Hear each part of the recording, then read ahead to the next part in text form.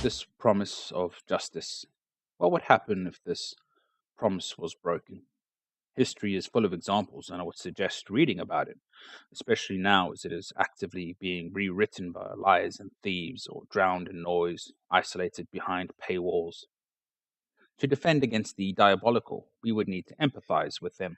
The bravery of men to enter the dark, cold, sharp torrent in an effort to understand it whilst leaving their virtue unmolested, the incorporation of the black dog as their servant. This comes at the cost of many, but those that have the ability and opportunity to achieve it will be the guide to lead us through whatever ambush lays in wait.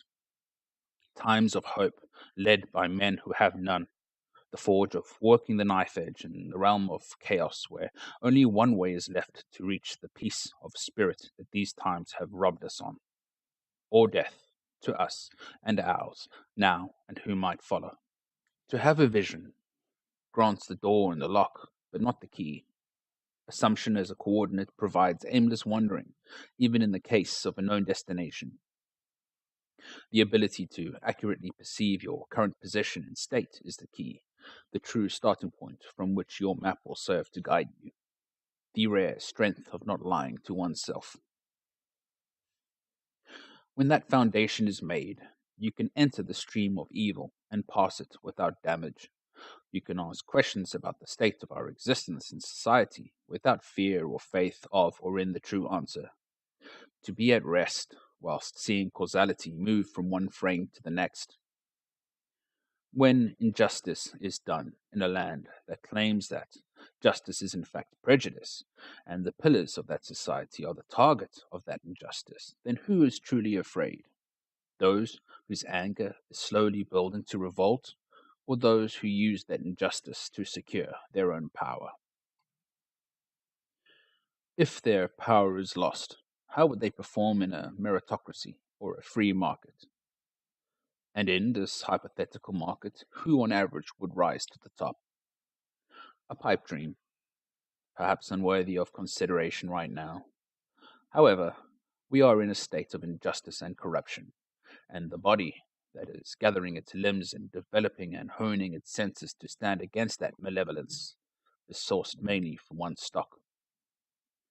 To consume the promise of the future, to bribe and subvert, whilst condemning the future to debt slavery or worse. This is a system that grants in equal quantity fear and power. What would you do to satiate those fears? Who would you highlight as a threat to your power? And with the guilt and fear of the truth coming to light, how can this death scythe be disabled? Perhaps by looking at the hands that hold it. To walk on this earth in the lands that reached our collective peak and see those who share the ideas and values of the founders being framed in wanted or guilty posters, and the poems, plays, and songs of the age are aimed against them, where those who should inform instead deceive, all this against one people. What are the values that are being attacked? The defenses of whose land and genes and legacy and heritage are becoming increasingly desperate and alacritous. Their open and ancient enemy injected into their hearts in the name of virtue.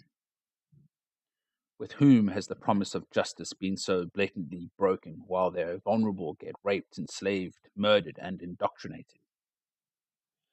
The breaking of families is a blight on our land, fathers taken from their children and made to serve shackled to their work.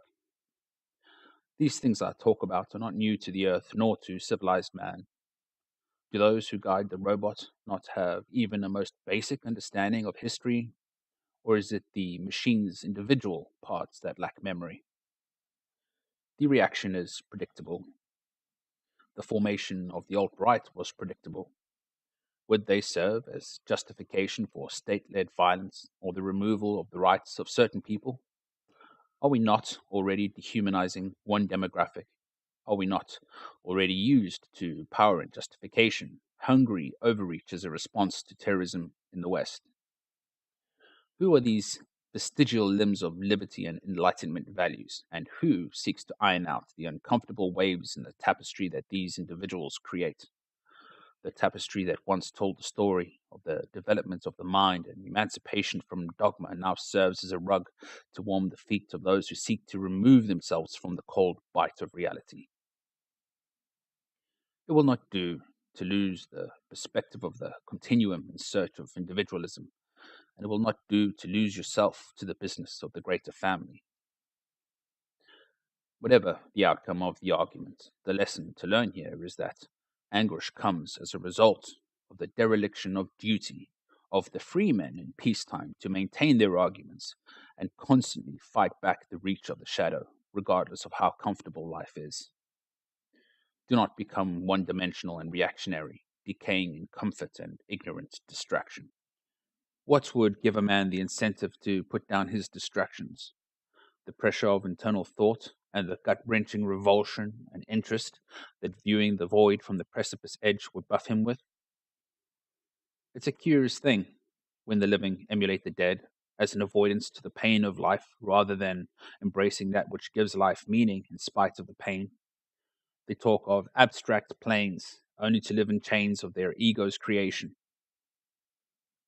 It is even more curious when the free emulate the imprisoned as to amputate the limbs of hard work and responsibility that help us to freedom, born and distracted until death, the ever babe society.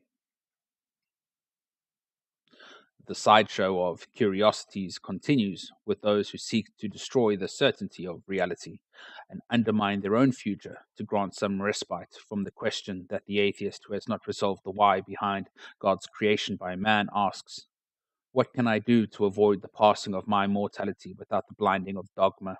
Or where can I find purpose when I cannot fight in a grand war in the defense of freedom? How can I better my elders' sacrifice? After all, ego is all I have left in this world of plenty and nothing. Perspective confused and obscured by spirituality in its more new age usage. The manufacturing of crises for the sake of purpose. What shame would swallow these in the light of a resoluteness aligned as close as humanly possible to reality? The great prize of contemporary global power is shrunk by the retrospection of humanity to the degree that the history that was not rewritten and was passed on through folktales or other means permits. To what agreement are we held whereby we owe these our serious considerations when they have neither considered seriously nor grant us what they demand? For the limiting of one's freedoms to provide stability to the nation is a difficult trade to make as one who solely values their own life's significance. Without a heaven to be rewarded in for good shepherding, what incentive is there to care for long term reciprocity during the consumption of the future to increase the comfort of the present? It is only when their freedom to consume and be degenerate is restricted by either law or values that society has evolved that they cry injustice. They care about what their legacy is, but only in terms of their own guilt, and sowing uncertainty confuses morality and social order in such a way that allows them to pin the guilt and blame on others, which is in itself a further hypocrisy of their doctrine. I see no escape from violence unless justice is upheld and meted out appropriately, and I do not see justice forthcoming unless the sovereignty of land and heritage is secure and led by such that would care for it, which is surely an impossibility in a world of panderers who import their welfare captive audience of bribe acceptors and future consumers. The whittling down of man to his base nature serves both multinational corporations and the multinational uniparty that is being funded by the former. It follows that those who want to provide the tools which can be leveraged to propel man to his full potential are enemies of both the state and its technology. Universities were targeted. How can one hold value in the separation of church and state without seeing the same risk in government education as they do in theocracy? Is the internet a holding cell for enlightenment thinkers as they build their foundation on sand and the police state follows them to the new frontier to further censor thought and discussion? Our streets are given by our absence to our age old enemies, and when our voice is taken and we are desperate in reality, what chance is there to prevail? We stream from bedroom to bedroom and allow the enemy to roam freely in public just to cry about it online. No, This is not the answer, and nor is the state led cultural imperialism, which a brought and paid for democracy, or a will more united and of a broader perspective could subvert into a shiny new propaganda wing. The act of being in public, focused on the future that lives in your mind, is the answer. Streaming from one non virtual public space to another, playing chess or whatever in public, and the careful discussion with those unknown to you. Discriminate to the benefit of your core and greater family, now and into the long future. Meeting small store owners, becoming one. Offering your assistance to those who maintain the embers of the same future you do and accepting it from the same. Committed marriage, having many children, maintaining close bonds, and forming a brotherhood to shepherd your space. This state of cohesiveness is impenetrable to the other.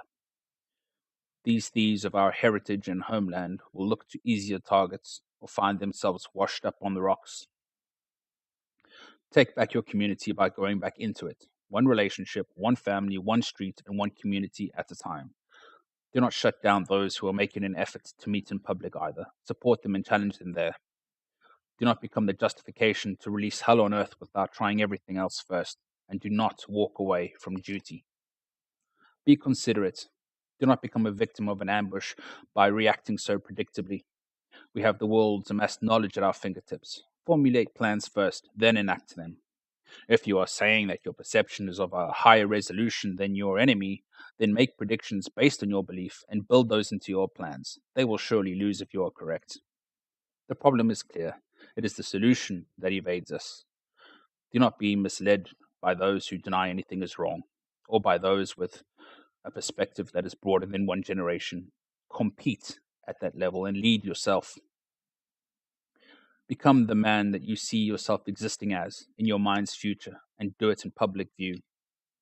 Act as though you are being judged both by the founders of the Enlightenment as well as a future that you would imagine as appreciating your actions as a bridge for those Enlightenment values to cross the breadth of time.